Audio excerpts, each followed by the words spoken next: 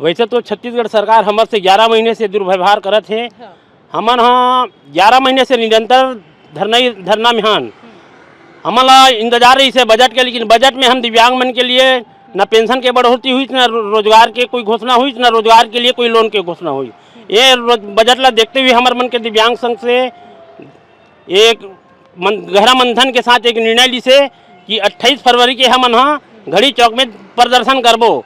काबर कि हमन जनता दिखाबो कि हमन समाज के आखिरी व्यक्ति, और आखिरी व्यक्ति होने के नाते ये सरकार जो हमसे जितना दुर्व्यवहार करे से 11 महीने के जो हमारी लड़ाई है वो एकदम पानी के मिला दी, और हमारे मन के आत्मन मतलब कुचल दी। जो हमारे थोड़ा बहुत सम्मान बच ओला वो एकदम कुचल दी। संकल्प के नाम से एदारी के बजट आए हवे त संकल्प के बात करे जात हवे कि पहले ज्ञान गति के बात करे से फिर संकल्प के बात हवे। अब इसने में आपन कहा था वो कि बजट में आप मन पर कुछ तरीके से कोनो प्रावधान नहीं रखे गिरी सब का संकल्प है ओकर भाई समाज के आखिरी व्यक्ति लोग चिन्हांकित नहीं कर सकी तो का संकल्प करत है। मोर हिसाब से एकदम दुष्ट सरकार है जो समाज के आखिरी व्यक्ति, अगर कोई महतारी के अगर 3 जन बेटा हुई और 3 बेटा में जो सबसे कमजोर होते वो महतारी है, अपन सबसे कमजोर बेटा ला पहली प्राथमिकता देते थे। तो ये सरकार इतना निकम्मा है कि मैं बताऊं का आप मन मोर बोले कि परिभाषा ला समझ गए हो।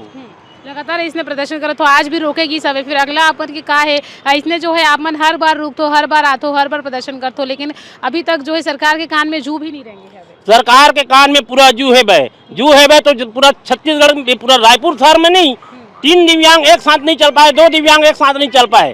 ओला जू पता चला थे तभी तो है ना भाई। 2 जन दिव्यांग चला थे, वो लोग कोई भी छोटे गाड़ी में भर के ले गए थे। चलो यहाँ क्यों आए हो आप लोग, यहाँ धरना प्रदर्शन नहीं कर सकते, तो हम लोग जाए तो जाए कहाँ। हम लोग तो जाना चाहते हैं मुख्यमंत्री जी से मुलाकात करने के लिए।